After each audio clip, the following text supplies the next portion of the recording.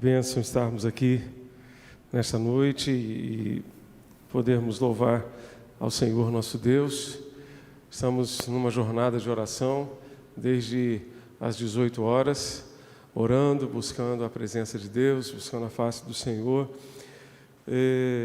Deixe-me fazer aqui rapidamente, antes da leitura da palavra do Senhor, que vamos ler em Gênesis capítulo 12,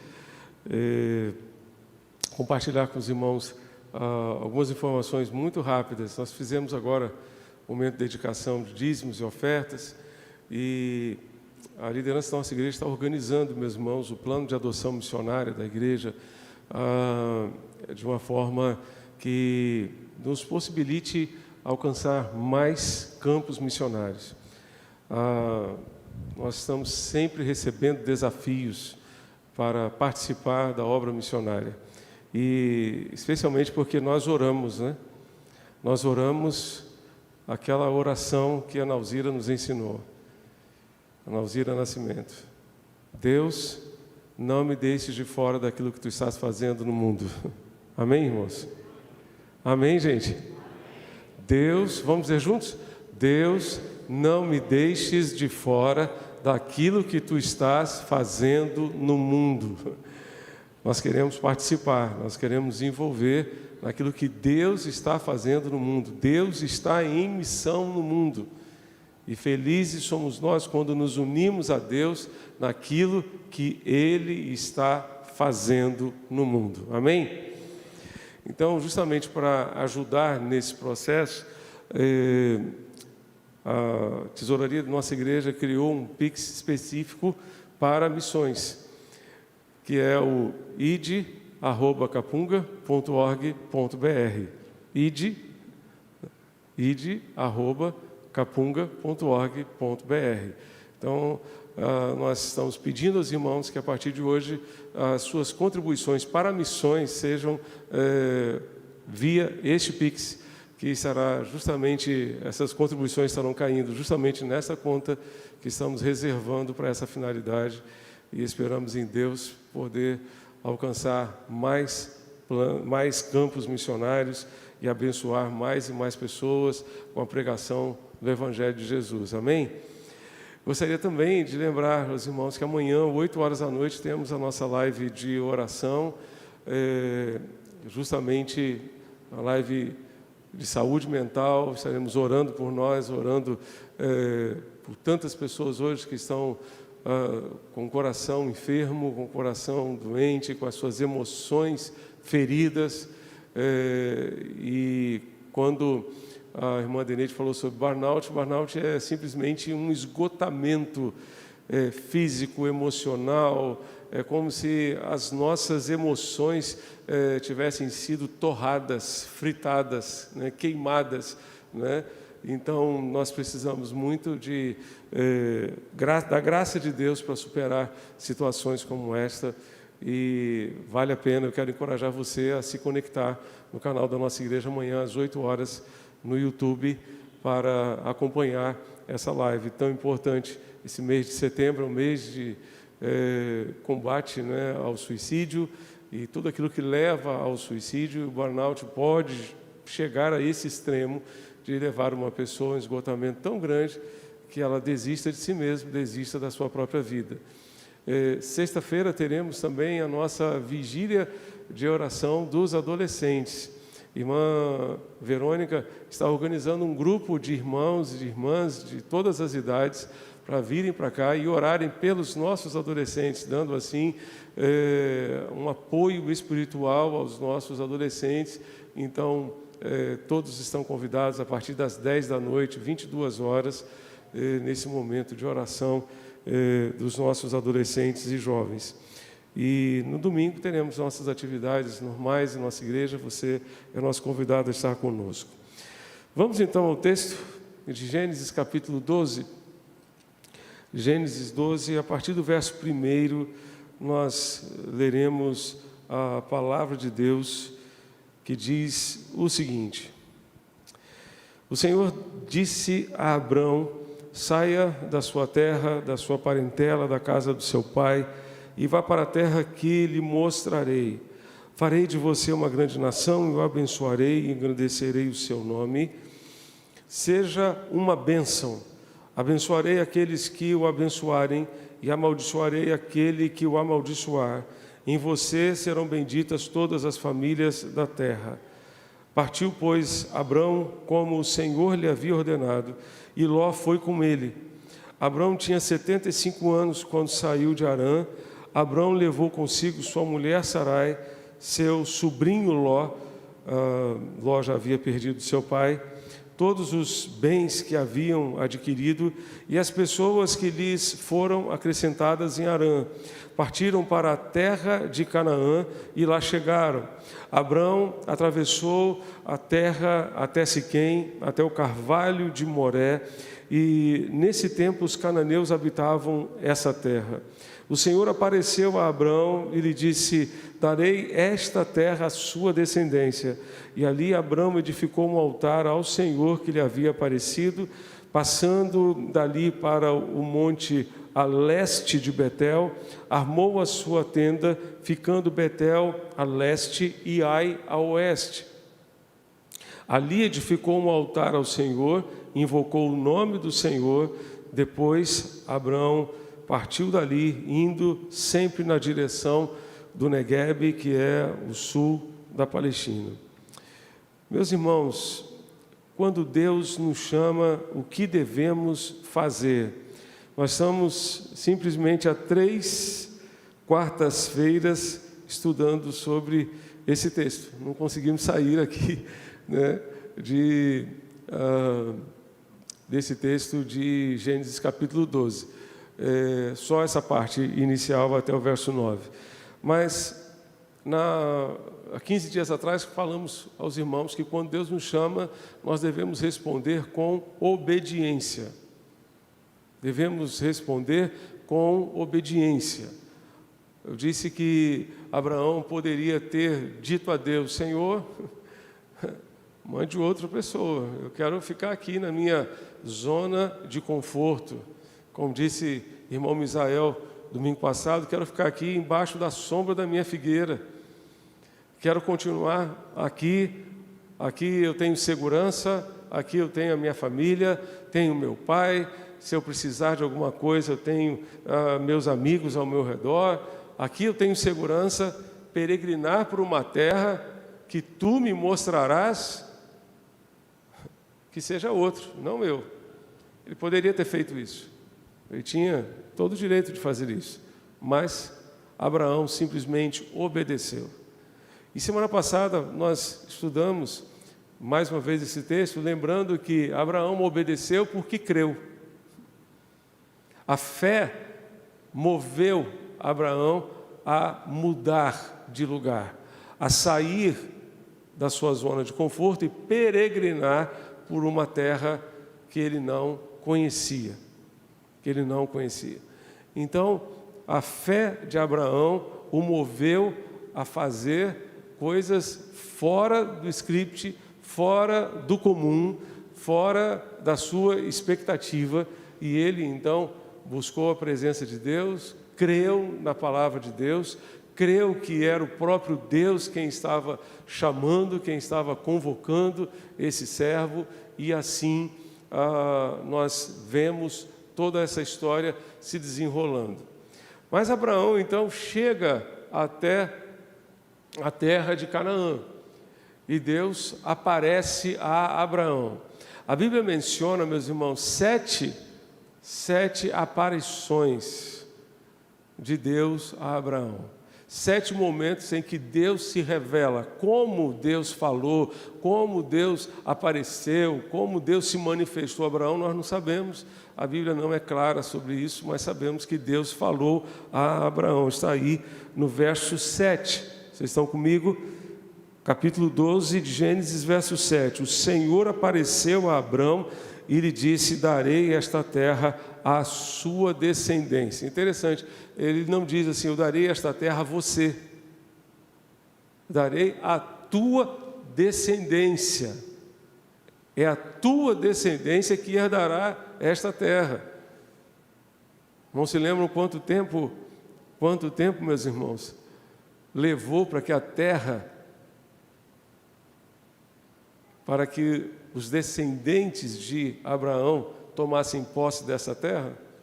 Só no Egito eles passaram quantos anos? 400 anos. 4 séculos. 4 séculos. Mas Deus é fiel em cumprir a sua promessa. Como diz Pedro, ainda que ela pareça tardia, ainda que ela pareça demorada, Deus é fiel em cumprir a sua promessa. E nós precisamos crer nesse Deus, crer na palavra de Deus, confiar no Senhor, que Ele é fiel em cumprir toda a sua palavra e todas as suas promessas. Bem, o que eu gostaria de destacar hoje, para fechar, portanto, esse ciclo aqui, nessa parte do capítulo 12, é a seguinte: o que Abraão fez quando chegou à terra? Ele recebeu essa visão de Deus, recebeu essa aparição de Deus, e aqui nós aprendemos que quando Deus nos chama, nós devemos obedecer, nós devemos confiar e devemos nos consagrar. Devemos nos dedicar a Ele. Diz o texto no verso 8: passando dali para o monte a leste de Betel, armou a sua tenda, ficando Betel a leste e Ai a oeste, e ali edificou um altar ao Senhor, invocou o nome do Senhor. No versículo seguinte, ainda no versículo 8, perdão, no versículo 8 nós temos esta realidade, né? Temos aqui Abraão construindo 2 altares nesse texto. 2 altares, expressando a sua adoração, expressando a sua consagração a Deus. No verso 7, ele então edifica um altar. No verso 8, ele edifica outro altar. Abraão foi um construtor de altares. Ele construiu altares por onde passou. Por onde passou, Abraão deixou marcas da sua consagração a Deus. Deixou marcas de que ele tinha um compromisso com Deus, compromisso de adorar única e exclusivamente o único Deus vivo e verdadeiro.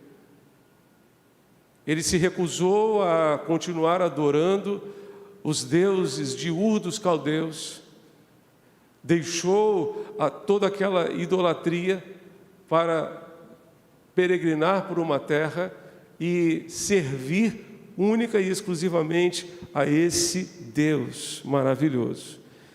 E por onde ele passou, ele construiu altares para expressar ao mundo da sua época que ele tinha um relacionamento com Deus, que ele tinha um compromisso com Deus. Isaltino Gomes Coelho Filho nos deixa uma pergunta muito desafiadora. Ele diz o seguinte: deixamos sinais da nossa relação com Deus por onde passamos, ou a nossa passagem é incógnita, ou até mesmo anônima? Deixamos sinais do nosso relacionamento com Deus por onde passamos? As pessoas conseguem perceber que temos um relacionamento com Deus, sem precisar dizer que você é um crente. As pessoas conseguem perceber sinais da sua fé, sinais da sua comunhão com Deus, sinais do seu relacionamento com Deus. Certa vez eu ouvi uma frase que dizia mais ou menos assim, uma pergunta que dizia mais ou menos assim: se você estivesse num país onde a igreja é perseguida, e você fosse preso por ser um crente, haveria provas suficientes para incriminá-lo?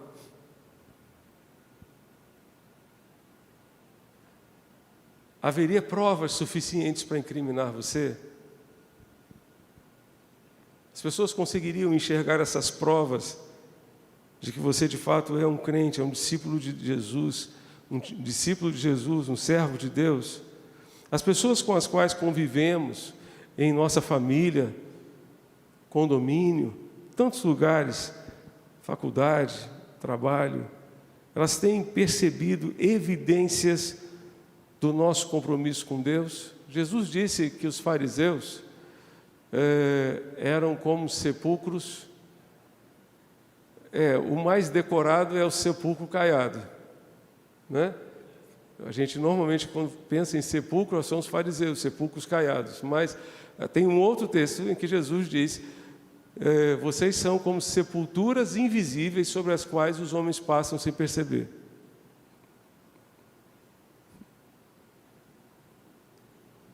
Nós corremos o risco de nos tornarmos sepulturas invisíveis sobre as quais as pessoas passam sem perceber. Existem cemitérios, né, aqueles cemitérios públicos, né, tipo Santo Amaro e outros mais. A gente chega lá e a gente percebe as sepulturas, né? Percebe. Mas existem outros. Aqui mesmo em Paulista temos um que é todo um jardim.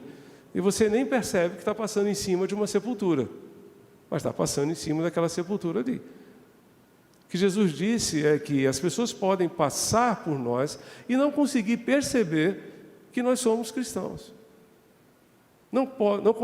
Podem não conseguir perceber que nós temos um compromisso de vida com Deus, temos um relacionamento com Deus. E isso é muito sério. Isso é muito sério. Abraão deixou marcas do seu relacionamento com Deus por onde passou. Warren Wiersbe diz que para onde quer que Abraão fosse em Canaã, lá ele levava a sua tenda e o seu altar. Lá ele levava a sua tenda e o seu altar. A tenda indicava que ele era um estrangeiro e peregrino, que não pertencia a este mundo, não pertencia simplesmente àquela terra.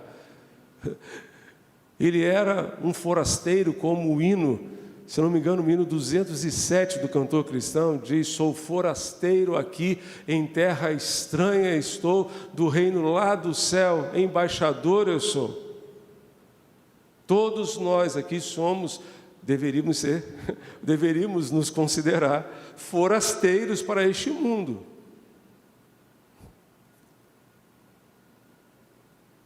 Porque se nós nos apegarmos a este mundo, nós vamos esquecer que nós estamos aqui simplesmente como peregrinos. John Bunyan escreveu um livro que durante muito tempo foi considerado o livro mais lido, mais vendido em todo o mundo depois da Bíblia, O Peregrino. O Peregrino, né? Que é um conto fantástico sobre a nossa peregrinação aqui neste mundo. Estamos peregrinando. Pedro fala sobre isso claramente. Hebreus capítulo 11 fala claramente que Abraão peregrinou naquela terra, não porque ele visse naquela terra a sua herança, mas ele olhava para a pátria celestial, ele olhava para o céu e colocava o seu coração no céu, e os seus valores estavam afinados com a eternidade. Então, por isso ele andava em tendas. Andava em tendas. A única propriedade, acho que eu disse isso quarta-feira passada, a única propriedade que Abraão teve naquela terra foi o campo de Macpela, que lhe serviu de sepultura, onde havia uma caverna, e ele ali sepultou Sara. Ele depois foi sepultado por Ismael e por Isaac. Isaac e Rebeca também foram sepultados ali, Jacó e Lia também. Então, ele não teve casas, ele não construiu casas, ele viveu em tendas. Viveu em tendas ali. Então, a tenda era uma ferramenta, para quê? Para lembrar que ele era peregrino. Ele estava em terra estranha, como todos nós estamos em terra estranha. E às vezes a gente se apega tanto às coisas deste mundo que a gente se esquece. A gente se esquece que somos peregrinos. Mas ele também tinha um outro elemento crucial na sua caminhada: a tenda e o altar. A tenda e o altar. O altar indicava que ele era cidadão do céu e que adorava a um único Deus. Adorava exclusivamente a Deus. Abraão testemunhava a todos que era separado do mundo, por isso ele tinha uma tenda, e era consagrado ao Senhor, por isso ele construía um altar. E é interessante que todas as vezes, esse autor destaca isso, todas as vezes que Abraão abandonava a sua tenda e o seu altar, se metia em apuros. E todas as vezes que nós abandonarmos a nossa tenda e o nosso altar, vamos nos meter em apuros. Vamos nos meter em apuros. O altar, no Antigo Testamento, era lugar de consagração. Era lugar de sacrifício. Sacrifício. Por que sacrifício? Porque não é simplesmente porque você está colocando um animal ou uma oferta de cereal em cima do altar para oferecer a Deus. Não apenas por isso. Porque você vai sacrificar a vida de um animal ali, um cordeiro. Mas sim porque você está sacrificando, você está renunciando a algo que poderia ser seu e está dizendo: Deus, eu estou entregando isso para Ti. Eu estou abrindo mão de algo que eu poderia dizer: isso aqui é meu. Eu estou abrindo mão para dizer: eu te amo, Tu és a razão da minha vida. Eu quero expressar de uma forma concreta o meu amor por Ti, e então por isso eu renuncio a algo valioso, algo precioso. Davi disse a Araúna, quando foi pedir para comprar o seu terreno, para ali construir um altar e cessar a praga que estava sobre o povo. Araúna queria dar a ele o terreno, queria dar a ele o altar, os animais para oferecer a Deus. Ele disse: não, Senhor, eu quero comprar, porque eu não teria coragem de oferecer a Deus um sacrifício que não me custasse nada. Não me custasse nada. Eu não teria coragem de fazer isso com meu Deus. Então diga-me quanto é que eu tenho que pagar e eu vou pagar. E Davi pagou. Então, nós estamos, quando colocamos algo no altar de Deus, hoje não precisamos, graças a Deus, colocar mais animais, porque Jesus, o Cordeiro de Deus, já ofereceu a si mesmo como sacrifício perfeito. Então não há mais necessidade, porque o sacrifício de Jesus é único, exclusivo, suficiente para a nossa salvação. Amém, irmãos? Graças a Deus por isso. Então, mas quando nós dedicamos a Deus a nossa vida em primeiro lugar, nós estamos dizendo: Deus, nós estamos renunciando um tempo que a gente poderia estar fazendo uma série de outras coisas, mas nós estamos entregando a Ti, nós estamos devolvendo a Ti. Tu nos deste 24 horas e nós estamos devolvendo a Ti algumas horas para expressar a nossa gratidão, nosso culto ao Senhor. A mesma coisa quando a gente dedica a Deus dízimos e ofertas. Abraão foi o primeiro na Bíblia a entregar dízimos, vocês se lembram disso? Quando ele estava voltando da guerra contra os reis para libertar Ló, que fora preso juntamente com os reis de Sodoma e Gomorra, ele encontrou-se com Melquisedeque, e de tudo aquilo que ele recebeu de despojo daquela guerra, ele deu o dízimo. Ele dedicou a Deus a 10ª parte. Quando nós dedicamos nossa vida a Deus, quando dedicamos ao Senhor dízimos e oferta, nós estamos dizendo a Deus: Senhor, obrigado, obrigado pelos 100% que Tu me deste. E eu estou Te devolvendo uma parte, simplesmente para dizer muito obrigado. E muito obrigado porque Tu me permites ainda viver com 90%. E Tu abençoas esses 90% de tal forma que os 10% não fazem falta. Isso é extraordinário, irmãos. Isso é extraordinário. Isso é extraordinário. A palavra de Deus nos diz, lá em Crônicas, tudo o que temos veio de Deus. E nós somente damos ao Senhor o que já é seu.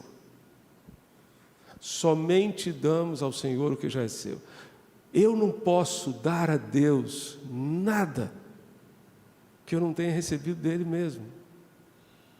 Nada. Quem paga a conta, na verdade, é Ele. É Ele. A melhor ilustração para essa verdade é a ilustração, pelo menos que eu acho, né? É a ilustração do presente do Dia dos Pais. O filho chega todo feliz para entregar o presente, não é verdade? Mas quem pagou o presente? O pai. Normalmente é o pai. Ele vem todo contente: pai, eu tenho um presente para você. Aquela criança correndo, né? Aquela lembrancinha da escola, né? Que a gente guarda, né? Aquela camisa: papai, eu te amo, no Dia dos Pais. Quem pagou? Nós não podemos dar a Deus nada que não tenha sido pago por Ele mesmo. Do Senhor é a terra e a sua plenitude, o mundo e aqueles que nele habitam. Salmo 24, verso 1. Tudo que nós temos é do Senhor. Nós não pagamos o dízimo, nós devolvemos ao Senhor como expressão de gratidão, de amor, de fidelidade por esse Deus. Nós colocamos no altar do Senhor, dizendo: muito obrigado. Tu és o Deus da minha vida, Tu és o Senhor da minha existência, e por isso a Ti consagro todo o meu ser. Quando Deus nos chama, Ele espera encontrar em cada um de nós obediência, fé e consagração. Que Ele encontre em mim, nos irmãos, em cada um de nós,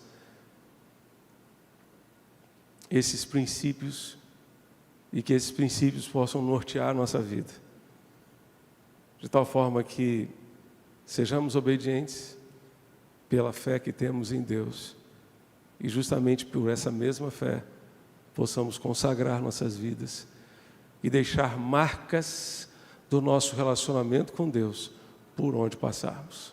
Amém? Vamos ficar de pé e vamos cantar ao Senhor nosso Deus.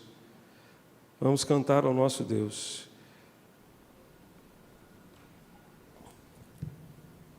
A Ti seja consagrada minha vida, meu Senhor.